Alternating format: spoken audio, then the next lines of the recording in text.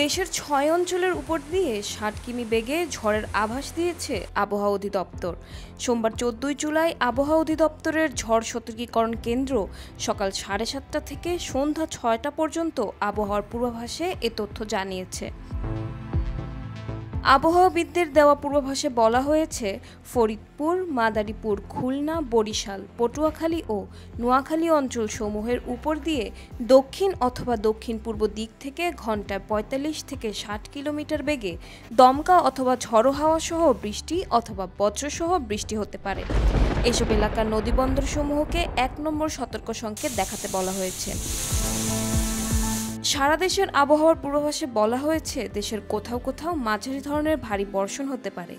এছাড়া দিন ও রাতের তাপমাত্রা ১ থেকে ২ ডিগ্রি কমতে পারে।